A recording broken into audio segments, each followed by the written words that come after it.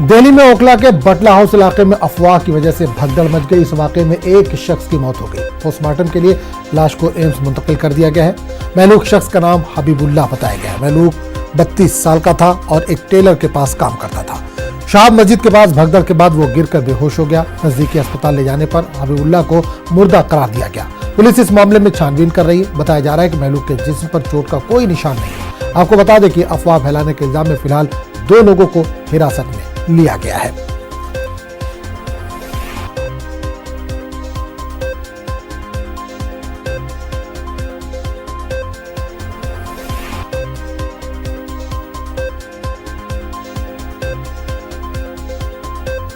आज भी इलाके में दफा 144 नाफिज है। पूरे इलाके में कल से भारी तादाद में सिक्योरिटी एहलकार को तैनात किया गया। पुलिस इंतजामिया मुजाहिरीन को हटाने के ताल्लुक से पुरअज़्म है। आपको बता दें कि शाहीन बाग में शहरियत कानून के खिलाफ 2.5 महीने से ज़ायद से ख्वातीन धरने पर बैठी है। धरने के ताल्लुक से सुप्रीम कोर्ट में मुज़ाकरातकारों की टीम ने मोहरबंद लिफाफे में रिपोर्ट दाखिल कर दी है। इससे पहले वजाहत हबीबुल्लाह ने कोर्ट में हलफनामा दाखिल किया था, जिसमें धरने को पुरअमन बताया गया था।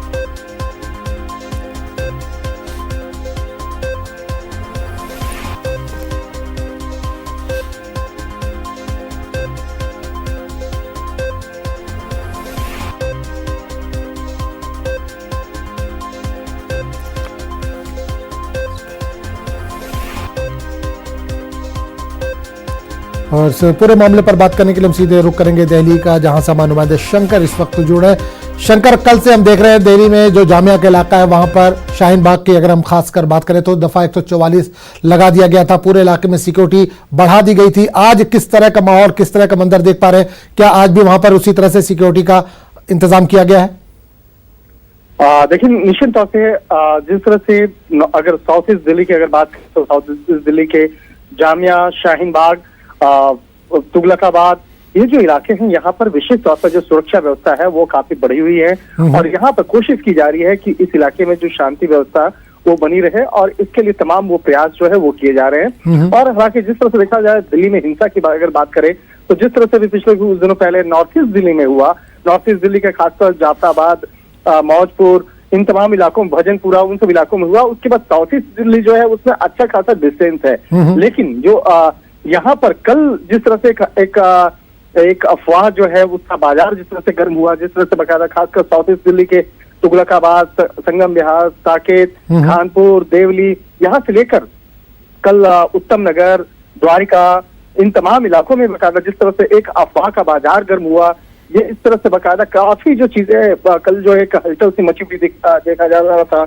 और इस मामले में जो लोगों की जो परेशानियां हैं वो कल काफी बढ़ी हुई थी। जहां तक कि मैं अपनी खुद भी बताता हूं कि मैं साकेत में इलाके में रहता हूं। साकेत इलाके में जैसा पॉस्ट इलाका जो है बकायदा वहां पे काफी हंगामा वहां पर बकायदा देखने को मिला। लोग काफी परेशान से हो रहे थे और ये सबकी जो परेशानी जो थी इसी बात को लेकर थी कि राजधानी दिल्ली में जिस तरह से हिंसा से जुड़े हुए जो खबरें उड़ रही थी और यहाँ पर अफवाहों का जो बाजार गर्म था, जो उस वक्त में लगातार कहा जा रहा था कि हाँ अब यहाँ पे हिंसा हो रही है, वहाँ हिंसा हो रही है। शंकर, ये अफवाह फैलाई किसके जरिए गई? क्या पुलिस ने इसकी कुछ निशानदेही की है? कुछ लोगों को गिरफ्तार किया गया इस मामले में? देखिए, इस मामले में अभी गिरफ्तारी कोई नहीं हुई है, लेकिन निश्चित तौर पे इस मामले में कई लोगों को डिटेन किया जाएगा। इस मामले में कई लोगों का बयान दर्ज होगा और ये मामला काफी संगीन है और इस मामले की गंभीरता को पुलिस जो है काफी गंभीरता से ले रही है। क्योंकि कल जिस तरह से बकायदा कल सबसे गनीमत जो बात रही कि दिल्ली पुलिस के तमाम जो वरिष्ठ अधिकारी हैं कल वो खुद सड़क पे उतरे। उन्होंने इस मामले पे लगातार मीडिया से संपर्क करता रहा और मीडिया से संपर्क करते हुए उन अधिकारियों ने एक आधिकारिक तौर पर बयान देते रहे कि कहीं पे भी कोई भी इस तरह की खबर नहीं है, कहीं भी इस तरह के अफवाह जो भी अगर आती है अफवाहों पर ध्यान ना दें। और तमाम सोशल नेटवर्किंग साइट के जरिए तमाम मीडिया के माध्यम से बकायदा इस बात को अपनी बात को रखा गया और तमाम जो चीजों को मजबूती से रखा गया जिससे कि बकायदा बताया जा सके कि यहाँ पर ऐसी कोई चीजें नहीं हुई है। बिल्कुल शंकर, एक चीज और जानना चाहेंगे, जब ये अफवाह फैली उसके बाद लगातार हम तस्वीरें देख रहे हैं, कल से देख रहे हैं, एक अफरा तफरी का माहौल, लोग भागते हुए इधर उधर, दुकानें जल्दी बंद हो गई, मेट्रो को बंद कर दिया गया। तो क्या आज उम्मीद की जाएगी कि बिल्कुल नॉर्मल होगा, सारी दुकानें आज खुलेंगी? हालांकि आज मेट्रो की बात हो रही है, जो मेट्रो स्टेशन शायद खुल गए वहां पर।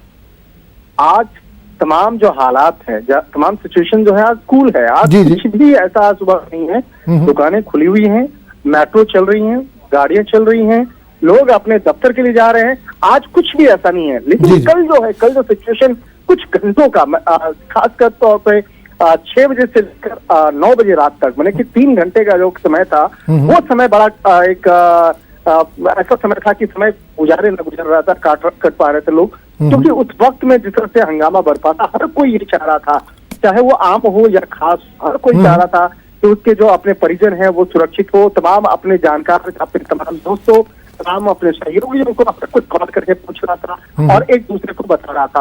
और तमाम की जो हरकत थे, इस तरह के माहौल जो बना था उस वक्त में एक मीडिया के माध्यम से भी और एक जिम्मेवार पत्रकार होने के माध्यम से भी हम लोगों ने भी वही काम किया कि तमाम लोगों को समझाएं कि ये अफवाहों पर ध्यान ना दें और अफवाहों पर ध्यान ना दें। तो इस तरह से बकायदा एक जिम्मेवारी का पालन करते हुए बकायदा इस चीज को बताया गया, जिससे कि आम लोगों के अंदर में एक विश्वास कायम हो और कोई भी इस तरह की अफवाहों का बाजार गर्म न करे, जिससे कि बकायदा समाज में गलत मैसेज है और उस तरह से बकायदा अफवाह के चलते वहां पर किसी तरह का हिंसा हो। चलिए, बहुत बहुत शुक्रिया शंकर इस तमाम जानकारी के लिए।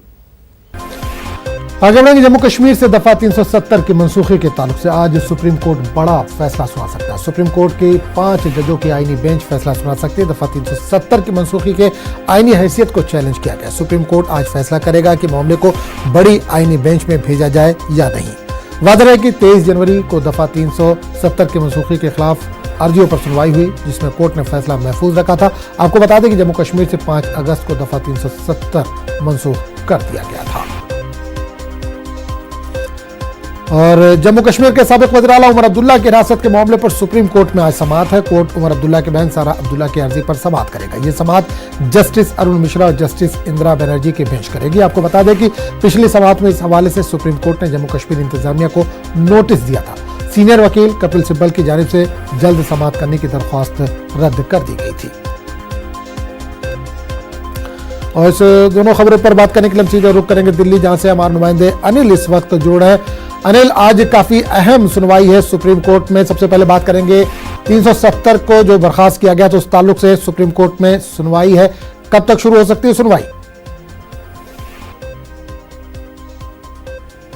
जी, मैं आपको बता दूं कि धारा 370 पर सुनवाई जब होगी उसमें सबसे अहम बात यह होगा कि जिस तरह से हमने देखा कि एनवी रमन्ना ने 23 जनवरी को अपना फैसला सुरक्षित रख लिया था और उन्होंने जो याचिका लगाई गई है उसमें यह कहा गया है कि जब जो प्रेमनाथ कौल 1959 और संपत प्रकाश की जो 1970 की जो सुनवाई हुई थी उसमें जिस तरह से कॉन्फ्लिक्ट देखा गया था, उसको आधार बनाते हुए ये जो 5 जजों की बेंच है, संवैधानिक पीठ है, उसे 7 या 9 जजों की बेंच पर किया जाए, ताकि जो इसका फैसला है वो समुचित तरीके से आ पाए। क्योंकि उन्होंने कहा था कि जो क्वेश्चन ऑफ लॉ है उसके आधार पर ये माना जाता है कि जो विधानसभा है उससे ये परमिशन लेना था, लेकिन ये नहीं लिया गया, जैसा कि याचिकाकर्ता ने अपनी याचिका में लगाया है। अब आज जब जो एनवी रमन्ना की 5 जजों की बेंच है उसमें ये सुनवाई होगी, उसमें ये कहा जाएगा कि ये इसे 7 या 9 जजों की बेंच में इसे भेजा जाना है या नहीं भेजाना है। ये फैसला आज अब से थोड़ी देर में ये हमारे सामने होगा। लेकिन जो हमने देखा था कि PULC ने ये याचिका दायर की थी और जो एनजीओ है उन्होंने कहा था कि इसे 7 जजों की बेंच में भेजा जाए या 9 जजों की बेंच में भेजा जाए, ताकि इसकी जो सुनवाई होनी है वो जो विभिन्न पक्षों के विभिन्न बिंदुओं पर गहनता से किया जा सकता है और इसे संवैधानिक करार करने की भी बात याचिका में कही गई है। लेकिन अब देखना होगा कि अब से थोड़ी देर में जब इस पर सुनवाई होती है तो जो एनवी रमन्ना है वो 5 जजों की जिनकी अध्यक्षता कर रहे हैं कि संविधान पीठ का, तो वो क्या कुछ फैसला लेते हैं। तो अनिल, एक चीज और जानना चाहेंगे, सारा अब्दुल्ला की अर्जी पर भी आज सुनवाई है, क्या उम्मीद लगाई जाए उमर अब्दुल्ला को कुछ राहत मिल सकती है आज?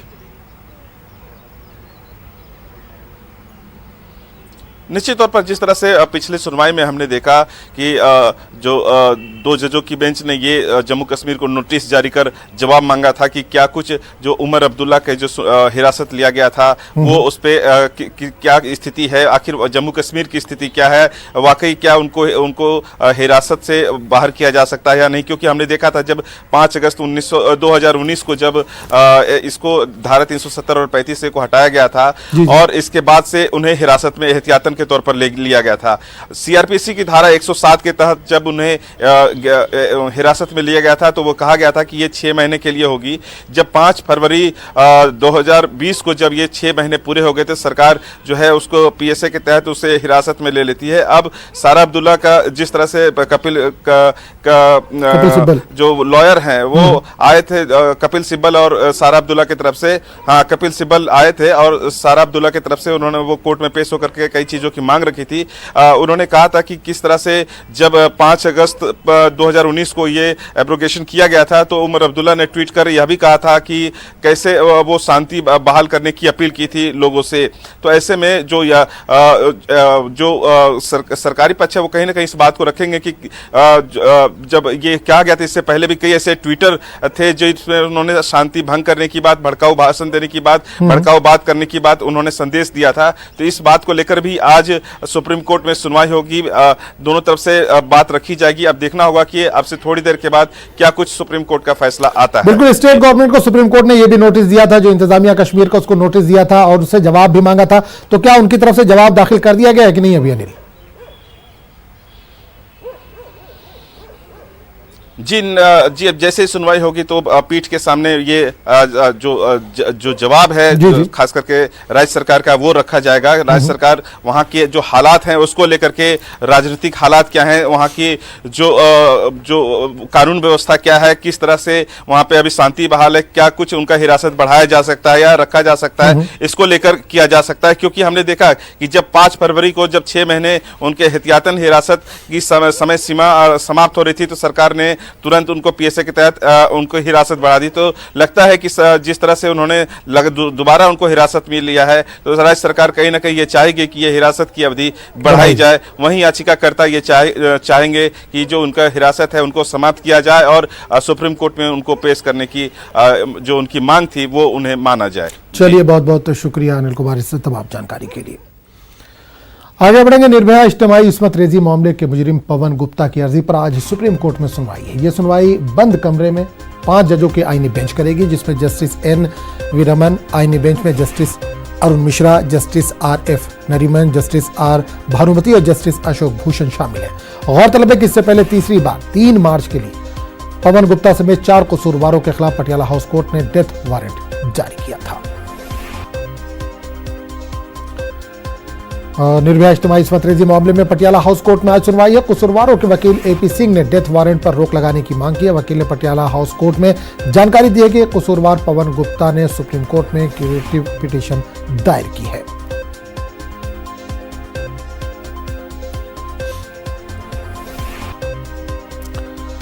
जिनसे हरासानी के मुलजिम चिन्मय आनंद की जमानत की अर्जी को रद्द करने और यूपी में चल रहे केस को दिल्ली मुंतकिल करने की मांग वाली अर्जी पर आज सुप्रीम कोर्ट समाअत करेगा। बता दें कि 3 फरवरी को हाई कोर्ट ने अपने हुक्म में ट्रायल के लिए केस को यूपी के शाहजहांपुर से लखनऊ ट्रांसफर किया था। इससे पहले जिनसे हरासानी केस के मुलजिम चिन्मय आनंद को मिली जमानत के खिलाफ सुप्रीम कोर्ट में अर्जी दाखिल की गई थी। मुतासिरा का कहना था कि चिन्मय आनंद की वजह से उसकी जान को खतरा है। वादे है कि चिन्मय आनंद को जिनसे हरासानी के एक मामले में 3 फरवरी को इलाहाबाद हाईकोर्ट ने जमानत दे दी थी। आज से पार्लियामेंट के बजट इजलास का दूसरा मरहला शुरू होने जा रहा है। इस सेशन के हंगामेदार होने के आसार हैं। पार्लियामेंट में दिल्ली तशद्दुद के ताल्लुक से अपोजिशन मरकज को आज घेर सकती है। पार्लियामेंट के इजलास का दूसरा हिस्सा 3 अप्रैल तक चलेगा। आपको बता दें कि बजट इजलास का पहला हिस्सा 31 जनवरी को शुरू हुआ था, जिसमें CAA पर जबरदस्त हंगामा दिखाई दिया था। और इस पूरे मामले पर बात करने के लिए सीधे रुख करेंगे दिल्ली का न्याय नुमाइंदे विनीत इस वक्त सीधे तौर पर जुड़े हैं। विनीत, आज से पार्लियामेंट की कार्रवाई शुरू हो रही है, दूसरा मरहला बजट सेशन का शुरू हो रहा है। अभी हाल ही में जिस तरह से दिल्ली में माहौल देखने को मिला, जिस तरह से हंगामा दिल्ली में हुआ, इतनी मौत हुई, क्या पार्लियामेंट में इसकी गूंज सुनाई दे सकती है आज? निश्चित तौर पर मैं आपको बताना चाहूँगा कि जिस तरह से दिल्ली में हंगामा हुआ, CAA के विरोध में हुआ और जिस तरह से हिंसा भड़की, आगजनी की घटना हुई, उसका निश्चित तौर पर कहीं ना कहीं हम उसका जो असर है वो संसद के दोनों सदनों में देख सकते हैं। उसकी आवाज़ जो है वो संसद के दोनों सदनों में सुनाई दी जाएगी। इसके साथ ही साथ जिस तरह से CAA का विरोध देश भर में हो रहा है, NPR को लेकर के बात चल रही है, साथ ही साथ NRC को लेकर के जिस तरह से देश भर में एक प्रदर्शन चल रहा है, उसकी भी गूंज कहीं ना कहीं संसद में सुनाई सुनाई देगी। लेकिन इसी के बीच मैं आपको बताना चाहूंगा कि सरकार की पूरी तरह से कोशिश रहेगी कि बजट को पास करवाने के साथ साथ लगभग 45 ऐसे बिल हैं जिसे पास करवाया जाए, और कुछ ऑर्डिनेंस है, मैं चाहे वो मिनरल को लेकर के ऑर्डिनेंस हो, इसके साथ ही साथ में जो डायरेक्ट और इनडायरेक्ट टैक्स को लेकर के जो ऑर्डिनेंस है उसे भी पास करवाने और कानून बनाने की जो कोशिश है वो सरकार की ओर से होगी। जब हमने सरकार के मंत्री से बात की तो उनका साफ तौर पर कहना था कि वो चाहते हैं कि विपक्ष जो है वो विपक्ष बात करे, विपक्ष जो है वो एक माहौल ऐसा बनाए जिसमें से अधिक काम हो और जिन मुद्दों पर विवाद है उस पर चर्चा हो। वहीं पे जब हमने विपक्षी पार्टियों से बात की तो उनका साफ तौर पे कहना था कि सदन को चलाना सरकार की जिम्मेदारी है और वो चाहते हैं कि जो उनके मुद्दे हैं, चाहे वो सीए हो, एनआरसी हो, या फिर दिल्ली की घटना हो, या फिर देश भर में जो एनआरसी और एनपीआर को लेकर के विरोध चल रहा है उसकी घटना हो, उस पर भी चर्चा होनी चाहिए। सरकार को उस पर का जो कानून है वो जो कानून बनाया है उसे वापस में लिए जाने चाहिए। इसके साथ ही साथ मैं आपको बताना चाहूंगा कि अर्थव्यवस्था को लेकर के भी सरकार पर विपक्ष का जो हमला है वो लगातार होता रहा है, उसको भी हम कहीं ना कहीं यहाँ पर देख सकते हैं। लेकिन ये जो सत्ता पक्ष का यह कहना है कि जो सदन में जो है वो सदन के चलाने में विपक्षी पार्टियां में सहयोग करें और सभी मुद्दों पर वो चर्चा के लिए तैयार है, लेकिन वो चाहते हैं कि सदन में जो है वो ऑर्डर में रहे और उसके बाद ही इस पर चर्चा हो। तो मैं कुल मिलाकर के यहाँ पर लगभग 45 ऐसे बिल हैं जिसे मैं सरकार पास करवाना चाहती है। साथ ही साथ बजट को भी पास करवाना में सरकार की भी यहाँ पर जिम्मेदारी है, सरकार उसे भी पास करवाना चाहती है। लेकिन विपक्ष में का जिस तरह से मूड दिख रहा है उससे लगता है कि सदन में जो है वो हंगामे के आसार जो है बिल्कुल विपक्ष का मूड जो दिख रहा है, लेकिन सरकार भी अटैकिंग मोड में नजर आ रही है। जी निश्चित तौर पर सरकार का साफ तौर पर मैं कहना है वो विपक्षी पार्टियों पर यह मैं कह रही है कि वो चाहती है कि सभी मुद्दों पर चर्चा हो, सरकार यह बात कर रही है। वहीं पर विपक्षी पार्टियों का कहना है कि सदन चलाने की जो जिम्मेदारी होती है वो सरकार की होती है, सरकार सदन को ऑर्डर में रखे और सरकार जो विपक्षी पार्टियों की मांग है, विपक्षी पार्टियों के मुद्दों हैं उन पर बहस करे, उन पर चर्चा करे। तो दोनों ही तरफ से हम बात में भी किए जा रहे हैं, कोशिश में यह की जा रही है कि वो सभी जो पक्ष हैं चाहे सत्ता पक्ष हो वो अपनी बात रखे और अपनी बात मनवाने में कामयाब रहे। वहीं पे विपक्षी पार्टियां भी चाहती है कि अधिक से अधिक उनके मुद्दों पर चर्चा हो, जिन मुद्दों पर वो चर्चा करना चाहती हैं उन मुद्दों पर चर्चा हो। तो अब यह देखना होगा कि जब 11 बजे सदन का जब लोकसभा का काज जो है वो 11 बजे शुरू होगा, राज्यसभा का कामकाज शुरू होगा, तब सदन का माहौल कैसा रहता है। लेकिन जिस तरह से हमारे नेताओं से बात की, चाहे वो सत्ता पक्ष के नेताओं से बात हुई या विपक्षी पार्टियों के नेताओं से बात हुई, उम्मीद कम है कि सदन जो है वो सुचारू तौर पर चलेगा, ऑर्डर में चलेगा। हालांकि दोनों ही पक्ष दावा कर रहे हैं कि वो चाहते हैं कि सदन जो है वो बेहतर तरीके से चले, सुचारू तौर पर चले और अधिक से अधिक कामकाज हो। चलिए विनीत, बहुत बहुत शुक्रिया इस तमाम जानकारी के लिए। एमआईएम सदर असदुद्दीन ओवैसी ने सीएए के खिलाफ जल्द फैसला लेने का रियासत की जगन मोहन रेड्डी हुकूमत से मुतालबा किया है। गुंटूर के बीआर स्टेडियम में सीएए एनआरसी के खिलाफ एससी, एसटी, बीसी माइनॉरिटीज की जानिब से एहतजाजी जलसा मुनक्किद हुआ जिसमें असदुद्दीन ओवैसी ने शिरकत की। उन्होंने अपने खिताब के दौरान जगन हुकूमत से इस मामले पर जल्द फैसला लेने की अपील की। असदुद्दीन ओवैसी ने कहा कि सीएए को लेकर अमित शाह और मोदी जिस तरह से बयानबाजी कर रहे हैं वो गलत है, अवाम को धोखा दिया जा रहा है। इस इजलास में महाराष्ट्र पीपल्स रिपब्लिक पार्टी के कौमी सदर जोगिंदर कावड़े के अलावा जमीयत उलमा तेलंगाना और आंध्रा के सदर पीर शब्बीर अहमद, माला महानाडू के कौमी सदर एम वेंकट राव और दीगर ने भी शिरकत की। हम आंध्र प्रदेश की हुकूमत से, चीफ मिनिस्टर से इस बात का मुतालबा करते हैं कि आप आंध्र प्रदेश में एनपीआर पर स्टे लगाइए। आंध्र प्रदेश के चीफ मिनिस्टर हमारी बात को नहीं मानते और वो बीजेपी के डर से, प्रधानमंत्री के डर से आंध्र प्रदेश में एनपीआर करेंगे। तो आप सुन लो चीफ मिनिस्टर आंध्र प्रदेश, हम एनपीआर का बाइकआउट करेंगे और आपका काम यह होना चाहिए कि अगर कोई आपके घर को आएगा तो आप अपने घर के ऊपर नेशनल फ्लैग को लगाइए और कहिए देखो ये झंडा क्या है, ये झंडा देखो और अपना रास्ता पकड़ो, दोबारा हमारी गली में नहीं आना। नफरत पैदा कर दी गई है, इसके जिम्मेदार बीजेपी संघ परिवार के लोग हैं। आपकी हुकूमत है, आपने हमको नहीं बचाया। आपकी हुकूमत है, आपने फसाद को रोक सकते थे, आपने नहीं रोका। आप हमारे घरों को बचा सकते थे, हमारे मसाजिद को बचा सकते थे, आप अंकित को बचा सकते थे, आपने नहीं बचाया। ये हमारे तमाम मुसलमान भाई जमीन भारत की धरती पर माथा टेक कर इबादत मांग रहे, दुआ कर रहे थे कि अल्लाह ताला कुछ भी हो जाए, लेकिन जाति और धर्म के नाम पे हमारे देश का बंटवारा नहीं होना चाहिए। जाति और धर्म के नाम पे इस देश पे किसी भी जाति और धर्म के लोगों पर अन्याय और अत्याचार नहीं होना चाहिए। ये आपने नमाज पढ़ते वक्त दुआ मांगी, ये हम देख रहे हैं। ये तो अंधे, बहरे और गूंगे बैठे हैं दिल्ली के तख्त ताज पर। अमेरिका के प्रेसिडेंट ट्रंप साहब यहाँ पर आए, गांधी जी के घर पर भी गए, झोपड़ी पर भी गए।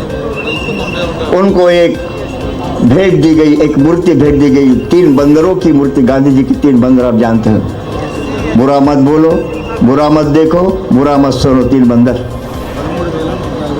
अमेरिका के प्रेसिडेंट ट्रंप साहब के समझ में आ गई बात, लेकिन देश चलाने वाले मोदी और शाह और आरएसएस और बीजेपी के पल्ले नहीं पड़ी ये बात आज तक।